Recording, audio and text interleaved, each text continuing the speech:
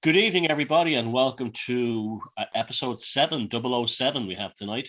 John D. and Beyond Room 313 Symposium. And thanks for all the great feedback we've been getting so far. As you've probably just seen the promo, we're starting a new show probably next Tuesday, hosted by Timothy Wild, which will be the Week in Strange, which will be kind of a new show that will look at 40 and offbeat and strange topics during the week, and it should be a lot of fun. And myself and Jason will be in there as kind of like, I don't know, what would you call us? Like those sidekicks, right? Like what was the name of the guy that was with Johnny Carson? Ed McMahon. Yeah. We like Ed McMahon. Okay. And so tune in for that. And thanks for like watching these programs and all the lovely feedback and everything you're giving us. Now, tonight's guest is a woman called Tina Kemp. She's Belgian. Well, she originally lived in Belgium. Her background is in the hospitality industry. She was a chef. And right before the Rona happened, she did something very wise. She basically moved to Italy, and she lives in a remote village in the center of Italy, I think. And she has been making very good videos. Well, just along regular dialogues, but also some great stuff on the runes. So she's got great knowledge of the runes. Also on her Instagram page, she posts some fantastic pictures about the Etruscan megaliths. And she said something, and this is the main reason I asked her on the show. Well, straight away, she was probably going to come eventually. Was she had mentioned that the Etruscan megaliths were much older, she believed, than what they were saying, because there's too much emphasis in Italy on the Roman history, and they've forgotten all their megalithic history. So this is going to be fantastic tonight. We're going to get right into this now. And so I'll just welcome, along with Jason, Tina Kemp to the show. Thanks very much, Tina, for coming along. Well, thank you for having me. I'm really very honored to be here, I have to say. And I'm very happy to be here as well. What's the weather like in central Italy like right now? It feels like a Belgian midsummer to me. It is incredibly hot already. Yeah, I can see it. I can actually see, you can actually kind of see a hot day in someone's skin. Yeah, but that's good. Oh, well, it's a nice place to be trapped in the heat anyway. Plenty of nature and everything there. So why don't you tell people a little bit more about yourself than what I missed? Well, as you said, I moved to Italy right before the Rona happened. That was not as much a decision as it was happenstance. I just couldn't get a job anymore. Every restaurant was closing, everyone was laying people off, and my particular restaurant had already gone out of business. And I happened to know people here that had this house, so we came to an agreement with that. I get to live here and basically be a groundskeeper. And be a groundskeeper, and I get to live here for free. When I have some free time, I go hiking a lot. That's how I came to know these megaliths, because I had no idea there were so many here. But the place is littered with them. They are everywhere. I can find some around my corner, small ones and also much larger ones. And that's how I gradually became interested in it all. I wanted to ask this question also. Since you moved to Italy, have you become, or I know you're blow-in, and you have to take time to learn to know people, but have you learned anything about local folklore or anything like that from the locals? Very little. My Italian is not that great that I can fluently communicate with people, and the local accent is also a bit difficult to understand for me. What I have noticed is that all these little villages have pagan festivals. And that I find fantastic. Even though they all have churches, my particular town has 3 churches. And there are only 20 people living here. But pagan festivals every year, and they are dedicated to specific goddesses, the goddess of the cherry tree, of the Nespole tree, of the hazelnut tree. It's really great. Well, that's the irony of the more a country is Catholic, the more pagan it is. It's just that strange, funny irony. Yeah, and it's true. So before we get into the runes, do you have any questions to ask, Jason? I was just going to ask Tina quickly here as an aside. Since you're a chef, I was just wondering your thoughts about magic and cooking being so similar. I'm a composer, and I see such a similarity there between magic manifesting your will through a score, like a written out score. And then you as a chef, I would imagine, you write your recipes for your cooks, or for, I don't know what they're called, sous chefs or something, but you're having other people follow out your will, right? As a chef. Oh, there is truth to that. Although I have personally always compared it to alchemy more than magic. Because you pour a liquid in a pot, you swirl it around a bit, put it in another pot, you add some ingredients, and all of a sudden it is something else than what it originally was. Well, that's an interesting thing, the whole thing that you can feel the love in food. Yeah, definitely.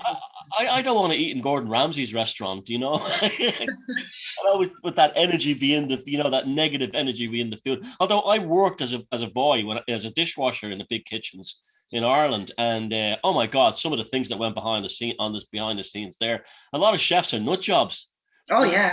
Lovable guys, but nutcases. They were all nice to me. I was only a kid, but my God, some of the biggest nutcases I ever met in my life were like head chefs at like of swanky places too. Oh, absolutely. I have had pans thrown at me, some pots, because I started out as a dishwasher as well. I had knives thrown at me just for telling a chef to read the ticket, right? It's kind of an unwritten rule. I discovered very young at a very early age. It wasn't personal, it was stress relief. Yeah. Because people, that's why when I see people giving restaurant staff a hard time, I'm like, you've never worked behind there. You don't know what kind of pressures those people are under. You wouldn't handle 5 minutes of it. But that's a great question. It is alchemy when you think about it, especially baking. I always find the way you have the proof it and everything. I found making bread to be something, and it's also been ancient and spiritual concept of the bread as well. So I know nothing about the runes, okay? Very little. I want to know, but I don't know. So I asked you a few weeks ago if you start making videos, and you graciously did that for us. Why the runes? What do they bring into your world, and what's in it for the rest of us? And compared to other forms of such as tarot and stuff like that. Well, it depends. What are you looking for? Are you looking for knowledge of the self, knowledge of the world? Are you looking for divination to know the future? I find it a strange way to approach the runes, just to know about the divination, because they're sort of how do I say this? The building blocks of life, of the world. They describe that, but only our world, not the spirit world, not the world of the gods, just ours. But they also say how we can relate to these things without being part of these other worlds. We have to stay in this world. And there's a reason for that, because if we would constantly see these other worlds, we would just go crazy. We wouldn't function in this world at all. And runes can teach you how to mitigate yourself. If you want to go down that shamanic path, it's really not for everyone. Some people do just go crazy, go mad. Magic is also something that you can do with it. And I personally find that the best way to approach them, because the divination will come afterwards. You will develop a relationship with these runes. You will not only learn their overall meaning, but also how they relate to you personally. That is the same with tarot. After a while, you use tarot cards, and specific cards will be specific to you. That's in a nutshell. When did you first become interested in them, and how? Oh, long ago. I think I must have been a teenager. But I grew up with that kind of grandmother that was heavily into those things. She dragged me to palm readers, to tarot readers, to crystal ball gazers. And at some point, I stumbled upon them, and my grandmother didn't know much about them. So I just went on my own personal mission to know more about them. And I think I must have been 15 or 16. And it grew from there. You're lucky you had a grandmother like that. That's be like a dream grandmother in many ways. She was a big influence on me. She knew everything about every plant you could come across. What was it good for? What was it bad for? She knew everything about that. But she was also a very devout Catholic. She went to church every Friday, but she also had her little witchcraft rituals, like putting a copper coin under the doormat. It will keep unwelcome people from coming in, that sort of thing. Yeah, that's again, it's the Catholic thing. It's like it's only a few steps away from paganism in most Catholic. It's the funniest thing, you know. But it's probably why it's survived and so successful is that they kind of tolerated paganism rather than after a while. I mean, not, initially they didn't, but after a while they did. You said certain runes, certain specific runes themselves, they speak to you. Could you give us an example of the ones that do, and show us, if you have them in front of you, show us a rune or something that might have a special meaning in things? Or well, when I first started to learn about them, I really didn't know much about them or Norse mythology as a whole, but there was a specific rune that spoke to me, and it's the same rune that I now have tattooed on me, is this one. And this is, I came to know later, is the Odin rune. Yep. And I had this tattooed on me in my 20s, I would say 10 years ago. And I am not sure why it spoke to me then, but I do know that now because of everything that is happening. And Fiona has said that too. And you said that the Wotanic energy rising, it is incredibly striking if I look back on that. Another one that speaks to me a lot is this one. And it's because it is a portal, and it is mostly a portal into the self, into your own mind. And from your own mind, you can create anything and everything that you want to bring into manifestation, whether it is good or bad for you. We can manifest bad things for ourselves. And that's why you have to know yourself, so you don't be self-destructive. And you can also meditate on a rune in the same way you can meditate on a tarot card. Yes. How would you typically do a reading? Like, I notice in lots of cultures they have these kinds of things, like the Om in Ireland, and they have the sheep's bones in Africa. But how would you do it? Like, you cast them out or throw them out, or how's it done? I have two ways. Yeah. And it depends. If a person wants to know something specifically, they come to me with a question, I pull them. And then the regular meaning and the upside down meaning, they both apply. The upside down meaning as a warning, what you should be careful for, and the regular meaning as a advice. The other way is that I just grab a few and I cast them over a cloth. And that is not something I do for other people, but only for myself. Because, how do I explain this? Because I do that to get knowledge, not so much for myself, but about myself. And not many people are open to that. When they come to you with a question, they come with a specific question. They don't really want to introspect a lot. Well, they're also protecting themselves. They hide a lot of their, the things they may feel uncomfortable about telling other people. I find that's why I don't do tarot readings for anybody other than friends. I don't bother, like I don't do them over the internet or even the strangers. The only people I know, and I wouldn't do them to someone who has really had a very serious thing. Like, they have to deal with themselves. I find that, like in all divination, it's like there's no point in you seeking answers, and this goes for everything, unless you're willing to accept the answers given to you. And a lot of people, I find, they're not. No, they're not, and they shouldn't be forced. Because, I mean, if you're going to throw it in their faces, they won't accept it anyway. So why bother? Yeah, I think like when you do tarot, and I'm sure it's the same with the runes, there's almost an element of you're a counselor at the same time too. You have to be constantly reassuring, because I've had people who were shaking in terror when I was taking cards out. Like, they were just, you'd have to really help them to calm down and relax. Some people are not intimidated. It's almost like they don't want to know themselves that well. I often find that. Do you ever find that? Oh, yes. I came across that with myself in the beginning, that I did not want to know myself that deeply because I had a lot of unresolved trauma and shadow at the time. And I didn't want to deal with it. I pushed it away for a long time. And it's only in my 30s that I was finally ready to face it. Do you have a question, Jason? Yeah.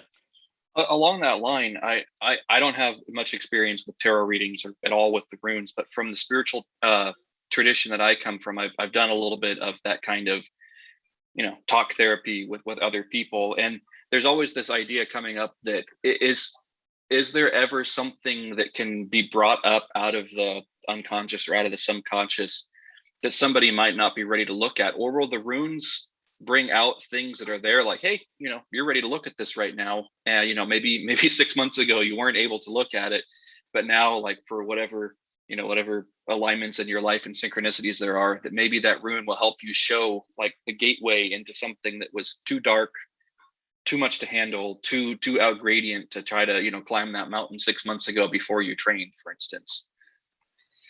That happened for me personally. Exactly like that. I had a specific rune reading and it was very bad. It was a dark reading. There was nothing positive about it. And the more I started to think about it, then it struck me that I had a lot of unresolved trauma. And I spent a whole year crying, nothing but crying, every day for hours. And it wouldn't stop I just let it come. I wasn't willing to push it away again because I knew, it's just going to keep coming back every time. So I let it happen and I was able to get out of that. But I think that if I hadn't been at that point in my life, I probably would have just pushed it back down again. There's the element of free will. You can show a person if you do a reading for them, like, look, maybe it's time that you deal with this, but if they don't want to, they don't want to. And you cannot convince them. It has to come from them, from within. Do you ever That's see what I don't. You ever see runic shapes in your dreams? Yeah, yes. Before the Rona happens, I saw this one. Yep.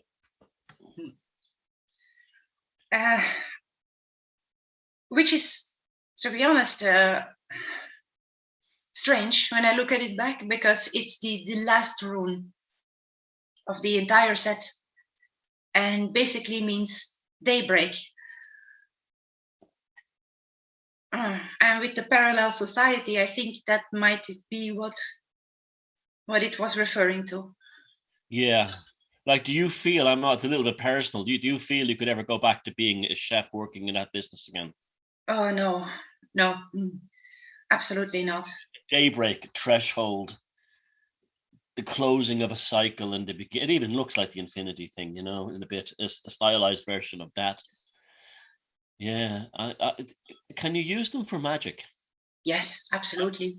I know a person who used to use them for protection, and he used to actually throw them at people.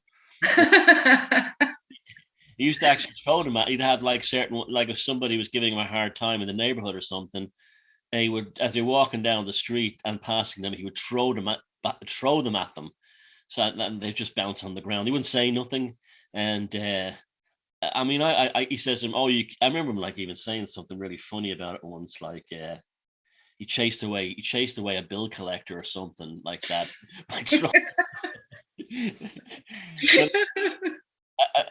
This guy was a nut job, but it was still kind of funny how he would do it. But like, how would you use the magic? A very simple way I do is I put them on food, and I found that the simpler the method is often the more successful for me personally. Just like sigils, yeah. Yeah. The reduction is the power. Yeah. The attenuation down, yeah. Yeah. Wow, that's so cool. So if anyone wants to get into runes, apart from watching your channel, what advice would you tell them? Should they make their own runes? Is that a good thing, or just buy them or whatever? It doesn't really matter. You can, if you have no idea about runes and you make them, well, it's hard to, you don't know what they mean anyway. There's no emotional connection. Yeah. Yes. So it's the same when you buy them. There is also no emotional connection. It will come.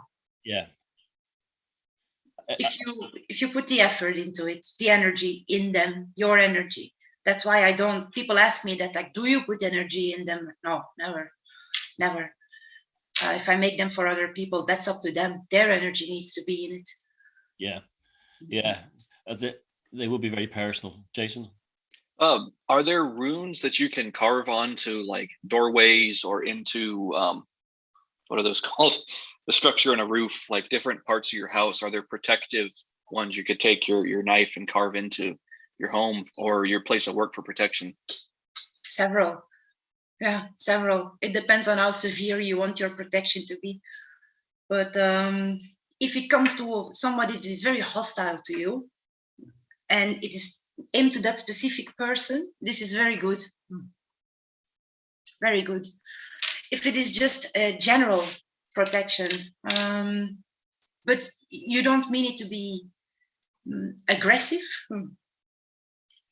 then I would say both of these are rather good.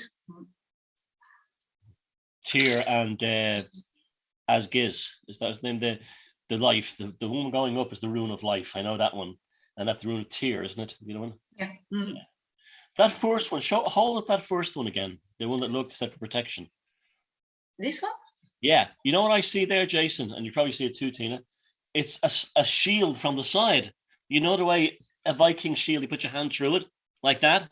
That's what I see. So that makes perfect sense. It's a shield. This is actually called the thorn. The thorn. But yeah, the thorn as in how a bramble bush has thorns to protect itself. Like hawthorn, yeah.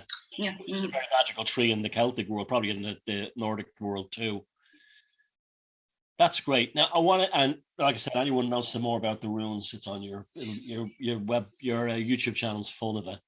Now, this is the meat for me. This is where we want to get to. Let's talk megaliths. Now, were you interested in megaliths before you went there? No, not at all. Not even a little bit. It was when I went to one, I was so overwhelmed with the energy and how impressive they were that it changed for me. It like, I need to know more about this. This is too interesting to pass. This is too much of a mystery here. I want to uncover this. The what you were saying about they don't fully appreciate them is true. I am not so much in Italy, but in Sardinia, I've been a few times to see the megaliths there, and the place is full of them. And the locals say things like, "What are you doing here? Why are you interested in that? You know, why'd you come all the way? Ireland is full of these things. Why are you coming here?" And I said, because they're all different in every different place. And it was almost like the Italian consciousness, possibly because of the Roman thing, doesn't place a lot of appreciation on pre-Roman megaliths. I have known some megaliths here that are used as rock climbing structures, which I find very strange and sad, to be honest. Yeah. You posted one picture, and it was a dead giveaway of a very, very old megaliths, and it was like it was a boulder on the side of a hill, basically, and the steps were carved in. That's a giveaway of a very, very, that's more older than Etruscan. And also Etruscan stonework, about maybe 20 years ago now, I went to in the museum in Boston, in Massachusetts. They have a fantastic Etruscan section. And Etruscan stonework was very developed like Greek or Roman. It wasn't like the ones you show. What you show are classic Neolithic or Bronze Age structures, and how they're approached. Like, you know, in the classical mindset, they would take the stone from the landscape and carve it into something. Where in the previous to that, and this is what the evidence from your picture show this, is that they would find something on the landscape and form it. You know, they would shape it and form it. That's a classic giveaway of of an older culture, and especially the steppes. That's ancient stuff. The steppes. Exactly. I have been to a few Etruscan expositions here, and there is so much discrepancy between the artwork, what they produce, and those megaliths. I mean, but what do we know about them, really? What the Romans wrote, and we can't really trust them when it comes to historical accounts. Yeah, well, we know that the Romans, we're always told the Romans built all the roads, but now now they're admitting that the Celtic tribes built a lot of those roads. The Romans just changed them. They re-engineered them, but they were already there. And I mean, when you posting those pictures that they can't be Etruscan, and it's true, they weren't. And so that it's weird how that's now forgotten about in Italy. We didn't have a past, and the Etruscans were very much like this, the Greeks and the Romans were a very advanced, high-cultured civilization. Probably like around the same time as Minoans, and they were also in Crete. They were very high, sophisticated as well. But that shows something else. That shows like an earlier not pre-Celtic, like an ancient Bronze Age thing. And have you is there? I mean, I'm not aware of even an interest in Italy and ancient megaliths.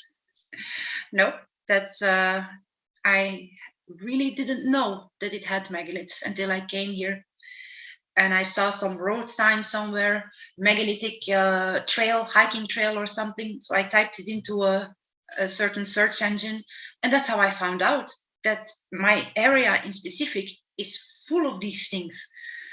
So I went to find some of them. You posted a picture. You sent it to me actually a good while ago, about a year ago, maybe now. And I think you called it a giant's head or something. And it was a statue. It was absolutely, and you said it's not even listed. It's the old god. Yeah. Yeah, the old god. Yeah, that's right. It's just that to me was like incredible. And you posted it also to the BR313 group. Maybe we can bring that up, Jason, and pin it when people are watching the show, and so they can see it. But that I cross-posted that to Megalithomania, and that picture got a huge amount of shares that you posted, because I mean, here they are, giant statues from ancient times in Italy, and nobody cares. Nobody cares. No. Tell us about the energy of the places. When I was at Bamarzo, which is the pyramid with the steps that you brought up, I got the feeling that this place is not just you have a bit of buildings there and a bit of buildings there. I really got the feeling that this was once a huge city, much, much bigger than what it is now.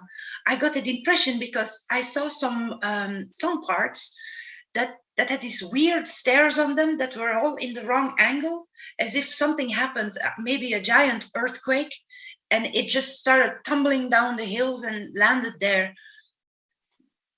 That's the feeling I got. Also because much further away, there was a sort of plateau, and you were already out of the mountain, and you could see these rectangular shapes in the floor. And I think that was also part of it. But yeah, it's been so weathered, so many people walking over it, and it erodes. You cannot really see it that well anymore.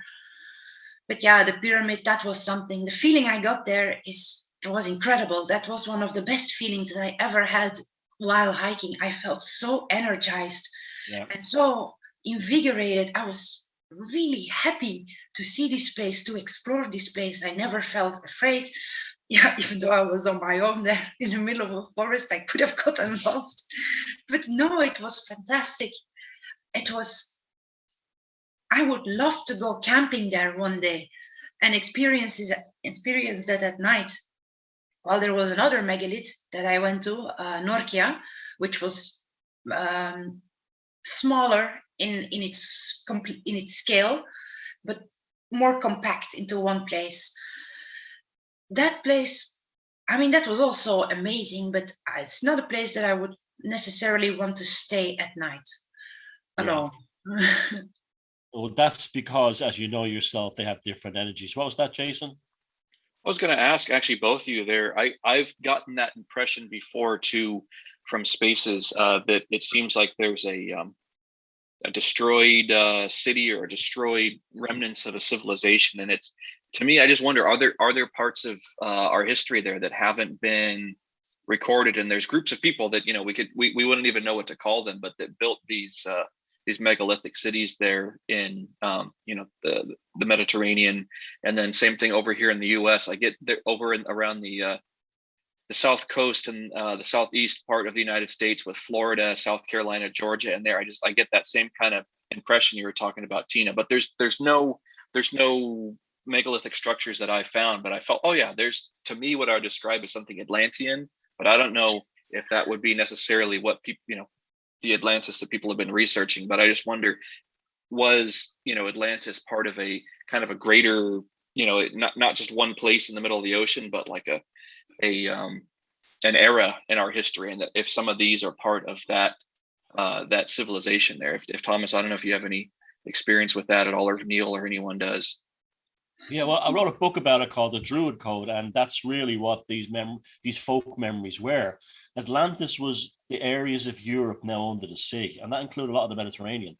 A lot of that was land, and about 6,000 years ago, the sea rose rapidly for some reason. And you had places like Doggerland, which was between England and where you're from, the Low Countries, Belgium, Holland, that sunk under the sea. And there was a megalithic arc that seems to run from Sicily, well, the Italian peninsula, all the way around through Malta, the Balearic Islands, up through Iberia, into the British Isles, Ireland, Scotland, and over into Norway. And that seems to be what's left of what they call Atlantis, which there may have been more. I mean, they found a megalith under the sea near Sicily, so you know, at the bottom of the sea with markings on it. So it didn't fall off a ship or a boat. It was actually from there. So the sea levels are much higher, and so places like Malta would have been mountains, the tops of mountains. They would have been on like that. They wouldn't have been much bigger land masses, and Malta wouldn't have been a small island, but have been on top of a mountain. And there's lots. I think there's lots of stuff. There's the dolmens all around Ireland that are halfway in the sea, and that's, you know, that's because they were built way inland originally, and that's 5,500 years ago. But that recent video I uploaded to this channel, the Echsensteiner, in Germany, that thing to me looks like that was once a straight blocks of stone that's absolutely incredibly ancient and has been weathered into that shape. And I think I've seen, I often wonder, like, we see Stonehenge now and ones like, and the stones are very weathered and wobbly. Were they completely square at one time? You know what I mean? And they're much, much older than what we think. And I think the same thing goes for the ones that Tina takes pictures of. I think they're much, much older than we're told. Yeah. The energy you get in that place, like it was Jason that put me onto remote viewing when I started posting the pictures about it, and I experimented with it a little bit, and every time I get the same image in my head, it's not Etruscans. It's screaming at me. It's something else. They're not dressed like Etruscans. They're not dressed like Romans. It's something else, older, and I can't be sure. It doesn't even look like it's like they were humans like us, you know. I mean, they were probably humans, but I know what you mean. Yeah, I get the impression they were a very different kind of. From all my travels and visiting the megalithic sites, they were a very different kind of human. Maybe they had more of a free association, that they didn't talk as much. They could like communicate. I mean, I saw two gypsy women one day in the street in Dublin. I mean, Roma gypsy women having a full conversation without opening their mouths, just through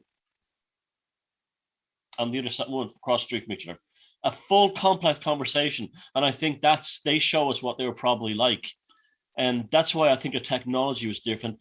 Like those pictures of the pyramid with the steps on it that you showed, right? Those steps don't look like they were chiseled out. They sound almost like they were scooped out of ice cream. Don't they have that look about them? And you see that everywhere. These people had a technology that could soften stone. So they could do something to make stone soft. And it's because their brains were different. With the remote viewing thing, there used to be a really wonderful series of remote viewers that did parts of the central U.S., but it's disappeared offline now. You know how the internet, some things just get censored away. But yeah, that remote viewing thing is fascinating, because you can get people that have never met each other, that don't know they're remote viewing the same place, and get similar things, similar enough things to go, okay, yeah, there's got to be something to what these remote viewers are sketching out or are, you know, recording into a dictaphone or something. There was a guy in a Scottish guy back about 50 years ago called John Foster Forbes. He was a member of a group they were psychometrists, and one of them was a woman called Miss Eliza Pixley. I always thought it was a funny name. And they could actually she could put her hands on stone and she could read and see the past. And they used to take her to places, like they used to take her on mystery tours where they knew, say, a Roman place in England, but they wouldn't tell her what happened there, or a dungeon where murders happened. And she was able to tell these things without having any foreknowledge of these locations. She wouldn't be told them. And that psychometry was actually taken as a semi-serious science until about World War II, believe it or not. Even, you know, because like the remote viewing thing you were talking about, Tina, people were actually picking up the truth that there was almost the quartz or the iron or some kind of mineral content in the stones retains the memory of the things that happened there, the stone tape kind of concept. I truly do believe that. And I think that's why we get energies. Like you said, one place you visited, the energy was awful. That's happened to me several times. And other places, you said you wouldn't stay there. Other places you want to spend the night there. Well, I think the reason why you want to spend the night there is because somehow your mind wants to read what's in the stone. Did you get that impression? Oh, very much. Yeah. When I was there, it's like the stone, it wants people to know something. I mean, if you're open to that, it speaks. But I mean, I'm not that good at picking up. I pick up on it, but I don't get any details. It has happened to me that I heard music while I was walking in a forest near a megalith. I heard entire conversations. This happened at Norkia. I heard people talking. I was there completely on my own. There was nobody else there. It was middle of winter. There were restrictions in place, which I was breaking. And I heard conversations in a language that I could not understand. I had never heard it before. And later I went online, looked like what must the Etruscan language have sounded like? It sounded nothing like that. Nothing like that at all. So I don't know what I was picking up. Was it a fairy? Could be. Was it the memory of the stone? Could be. The music is a giveaway with the fairy things, because fairy encounters are all often a result of music, hearing the fairy music. So you could have had both experiences at the same time. You know, I mean, in Ireland, the ancient sites have always been associated with fairies. They live there. You know, that's why if you damage them, the fairies will kill you, or anything like that. Or if you know, there was a very, very famous one in Ireland, Newgrange, before they developed as a tourist thing in the 60s. There's a fantastic interview from an Irish TV archives of the woman who was an elderly groundskeeper, and she looked after the monument, and it looked much better back then. It hadn't been fixed up. There was like oak trees growing around it, and she's casually talking on mainstream TV. Oh, well, I see the fairies all the time. Yeah, they come and they walk around. I see them. Like, and she wasn't like, you know, a rustic country woman in that sense. She was obviously an educated lady and everything like that. But not to say that sounds kind of snobbish. I don't mean it that way. But she'd be the kind of person you wouldn't think would be given to saying that. And here she was, quite frankly, saying, "Oh, I sometimes hear them playing music." You know, like, it's just a matter of fact.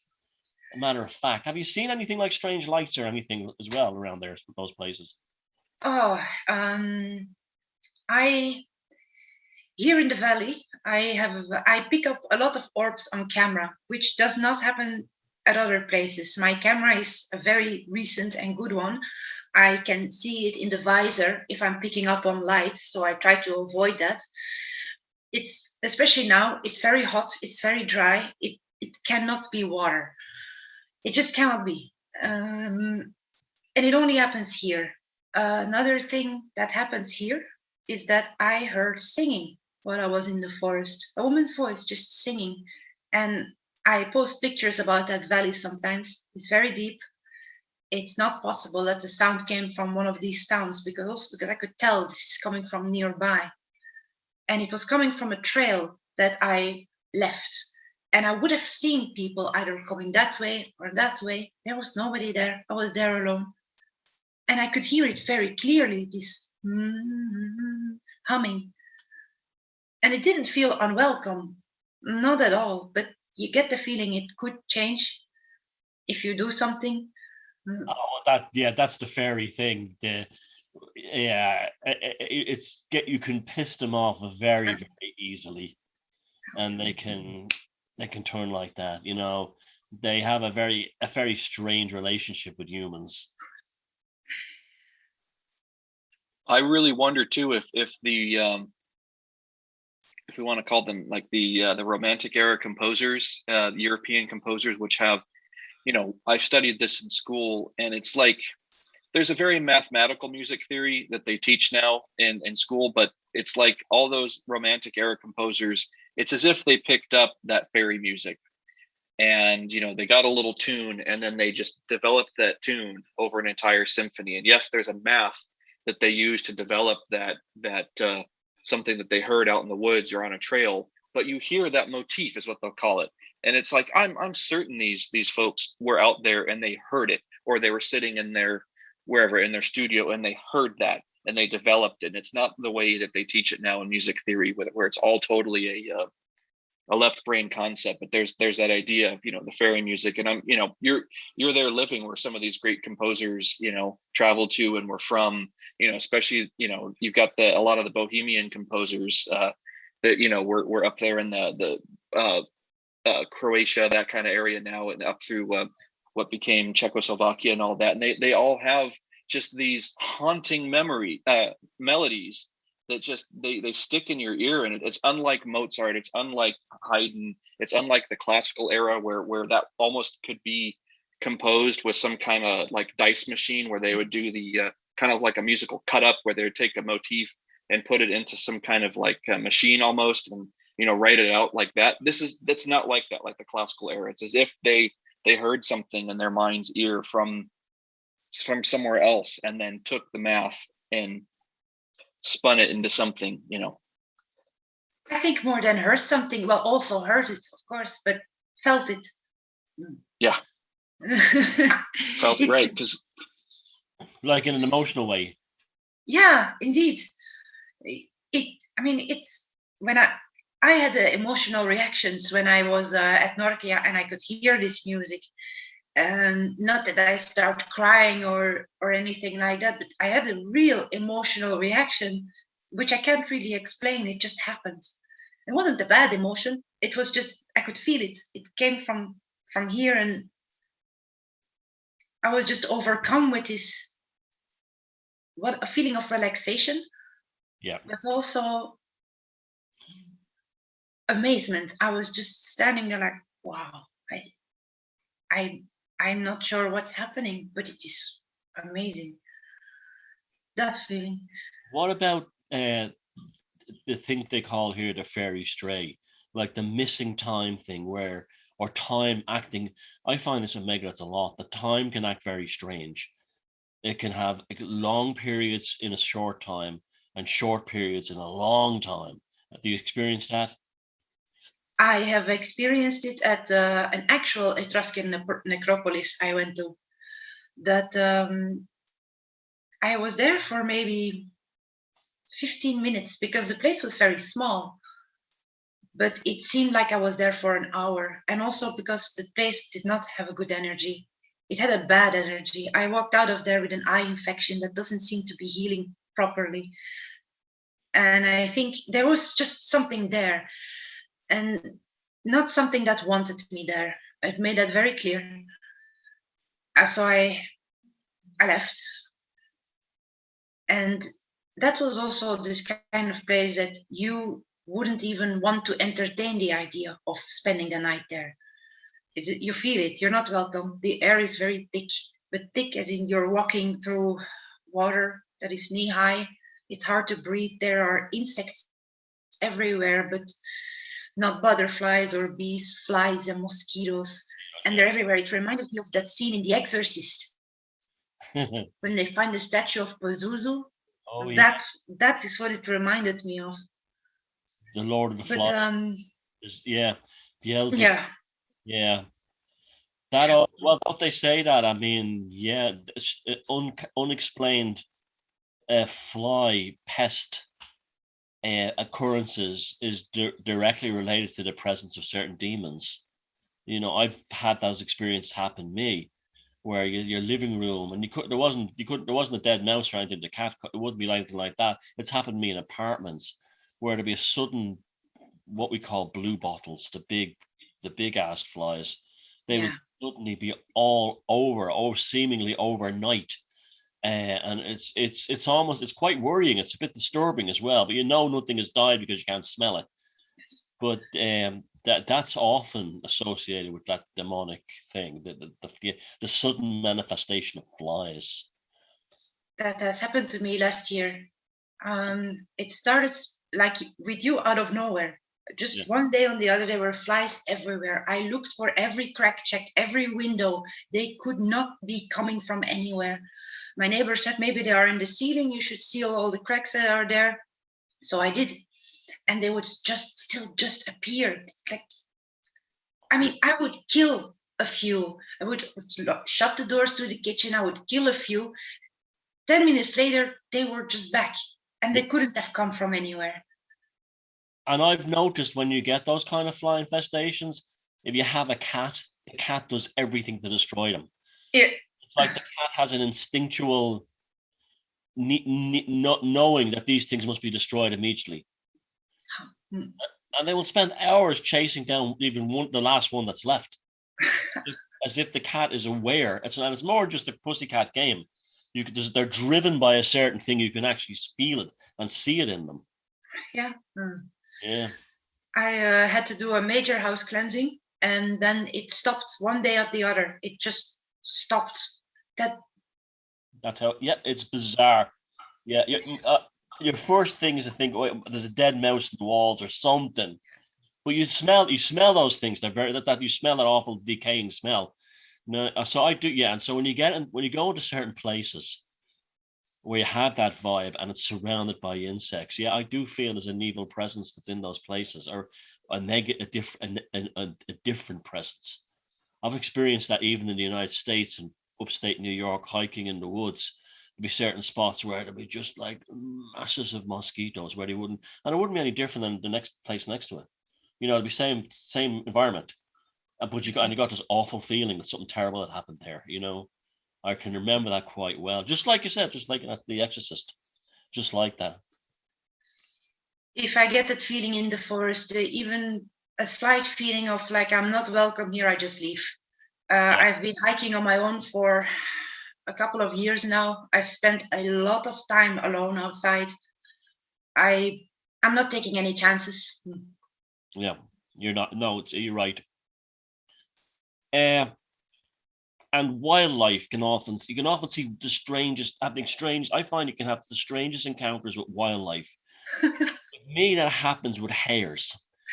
A hare, I'll often be in one of these places or walking around, and the way that thing looks at you.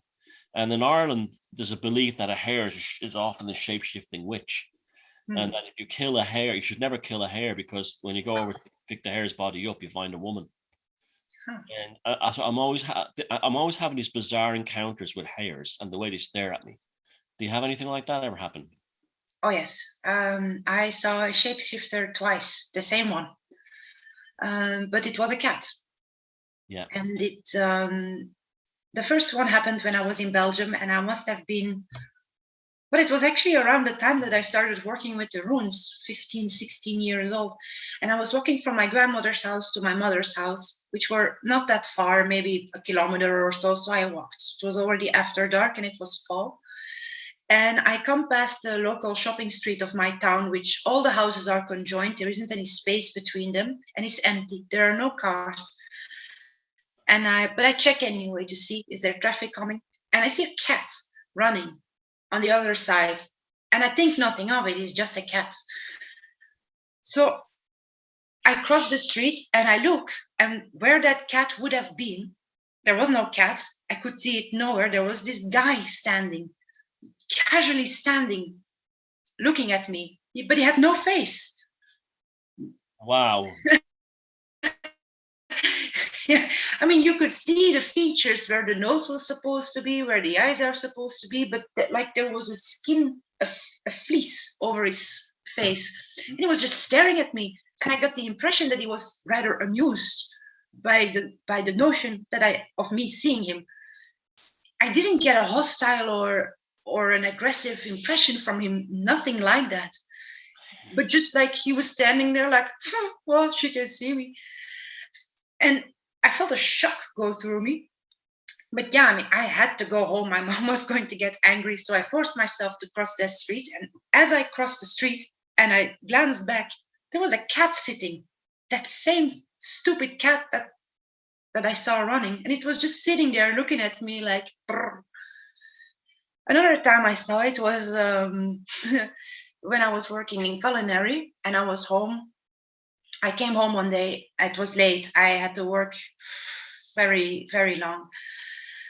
It was after midnight and I was already in my pajamas. And okay, yeah, I had a can of beer next to me, but I wasn't drunk in any way. And I hear cats right outside my window, which was strange because it's a city.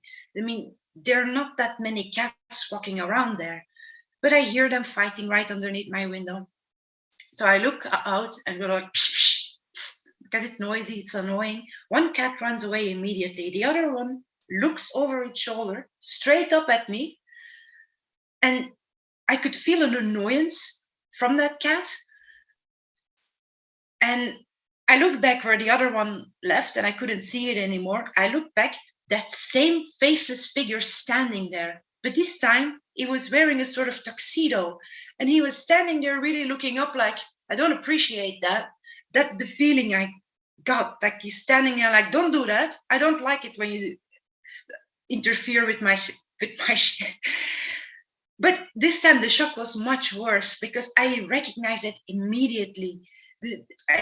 I stumbled back from the window like, what? I mean, I went to look outside again and my heart was really pumping and it was gone. It just disappeared. There was no way it could have been a person or that I mistook it for a person because of how that street went. I would have heard it. I mean, people are noisy, but this all went on without a noise except for that cat noise. Yeah, but again, it didn't feel hostile, not at all. It just. But there's something about the face not having a face that must have been terrifying. It was shocking. It's so bizarre. It didn't even strike me as anything at the moment. I'm just thinking like, huh? What? The fear comes later. I mean, not fear. No, not fear. The anxiety. Yeah, the anxiety, because I was anxious a while after that. Like I was starting to think, maybe I'm wrong, but I started to think that he was that far the first time, he was closer the second time. Maybe if I see him a third time, he'll be even closer. Then you started to have that creeping feeling that I didn't appreciate. I didn't want to go out after dark for a while after that. It's also then your mind starts playing on it. You're like, what does this mean? Am I cursed? Is there something happening? Hey, do you remember the movie? Did you ever see the film Jacob's Ladder? I didn't see it. No. It's very good, but it's about these guys that went to Vietnam and they did experiments on them with these, like, it's a real true story, but with these bizarre drugs. And they start seeing these faceless individuals on this. He's going around New York and a faceless individual passed on the train, just like exactly what you said. And I wonder if it was something that, and they turned out to be entities. They were basically transformed into other realities. That's creepy, though. I think that would really frighten me, a head with no face, you know. There was a thread about was, this in the in one of the groups recently, right? The R parallel reality, or maybe it was the one before that. I don't know if it was you, Tina, who posted it, but somebody posted like a 3D model of a face like that. Was that you that posted that, or is that someone else? no, I don't. That was not me. Yeah, and I remember we were talking about that and like the Men in Black phenomenon, not the film, but like the like Thomas, you made a video about it, about the bogus social workers who will show up at your door here in the U.S. and it's got to be part of that same phenomena of entities coming. What? Men in Black type variant, yeah. Yeah, something like that. But that face, it just reminded me. Yeah. And maybe it was telling you to get out of Belgium. That could be. Well, no, I don't mean that in a bad way. What I mean is, like, you've obviously developed an affinity to the part of Italy you're in right now, and you're stumbling upon all these sort of locals, magic and secrets and stuff. Maybe, you know, in your ancestral memory, you could have a Roman soldier who, when he was stationed with the Belgae, the Celtic tribes in Belgium, and you could have like that ancestral DNA in you from going right back, and it could be that Roman soldier's deep ancestral memory before him bringing you to these places, the people who built these megaliths, and say, no, we did this. I'd love to see him make a film on them or something, to film them and things like that. Yeah, that'd be really good to see. I don't have a good camera for filming, but it is on my maybe for my birthday I will ask for a more expensive present this time. I think that people would find that very, very interesting to actually see them, because the photo, definitely your photographs are great, so the films would be probably just good. I mean, just to see them, there's something special about seeing them on film anyway. Like, and you're really great on camera too, Tina. The way that you talk on camera, I've really enjoyed your YouTube videos. Just the way that you, it's like I'm there in person and you're talking to me. And some people are like that. Thomas, you're great about that too. But there's some people that like, they're just naturals on camera, where it feels like they're talking to you. They're not just talking to the device. It's the eye contact. And like me, you laugh a lot too as well. That's sort of like, because you catch yourself and you laugh. I do that too as well. Yeah. So that's your project. We have to find who those builders of those megaliths are, because that's a hell of a mystery to be uncovered. It really has. Is there anything before we go? Anything you want to say, or anything else you want to talk about, Tina?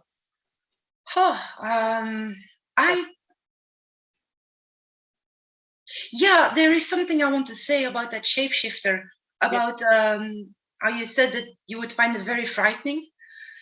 I think the reason that I was not frightened at the time when that happened, except the second time, but it wasn't fright, it was a shock, is that I felt that it wanted to communicate a non-aggression. Like, look, I don't want to come after you. I am not hunting you, or I'm not this or that. I find it very amusing that you can see me, but don't get in my business. But it is strange at the same time, because why then choose my window to make that noise on there if you didn't want me to come out and do something or say something? Well, because there's some of us are just called upon by these things. Some of us have an interest to these things.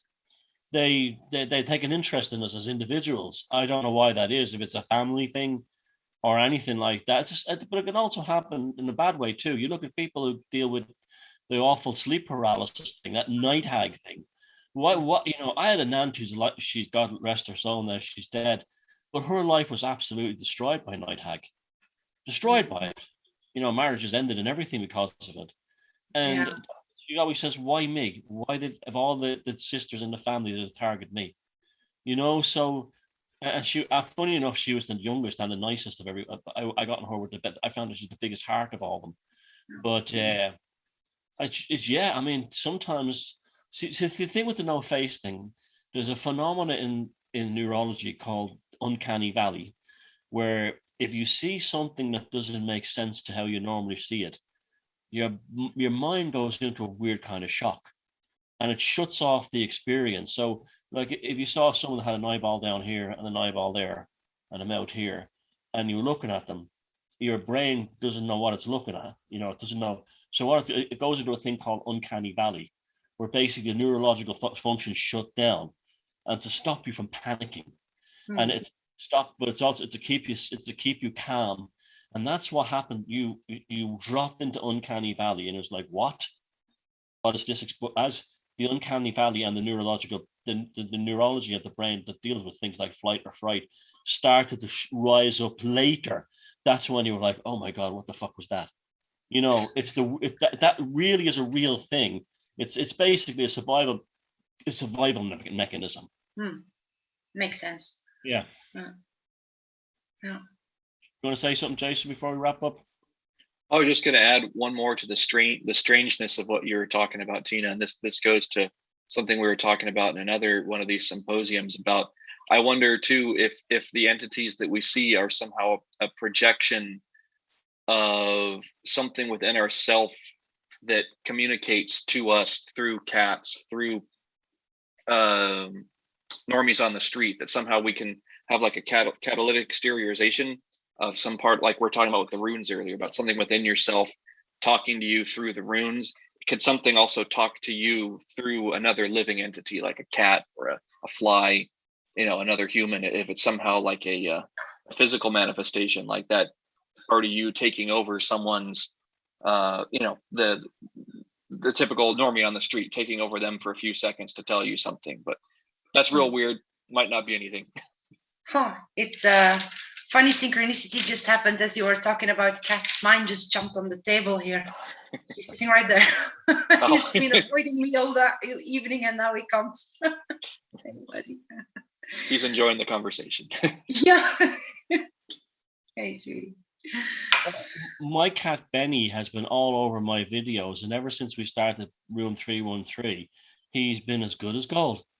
He doesn't go looking for attention or wants to be noticed. He used to get jealous of me talking to people on camera, but he's been as good as gold since this started. It's almost like he approves of it or something. He's approving. He approves. It's serious business. I bet it'll be. But that was great talking to you. Thank you. Come back when you've assembled or added to your knowledge of those mysterious megaliths, because I'm absolutely intrigued by them too as well. I think you're probably involved in the discovery of a megalithic tradition that's been basically ignored. So you're probably hitting on the ground floor. So it's fantastic, really. That's how and seriously I'm taking it. But keep up the good work. Keep those photographs coming to Instagram, and keep the runes videos going. They're brilliant. Any regular videos. And Tina doesn't have a website, but she has that down below. You can see her YouTube channel. Okay, so thank you very, very much, Tina, for coming on. And this has been lovely, and we'll have you back, I hope, in the future. Thank you for having me, Thomas and Jason. It's been my pleasure being here, really. Anything to wrap up with, Jason? I'm just looking forward to seeing your films, Tina. Once you start putting together something that's, I'll definitely be one of the first people to watch it and share it. Hint. Thank you. Hint. Okay. Good night, Tina. Good night, Jason, and good night, everybody, from another Beyond Room 313 Symposium. Look after yourself, and just for somebody annoyed him today, beck him if you can't take a joke. Bye.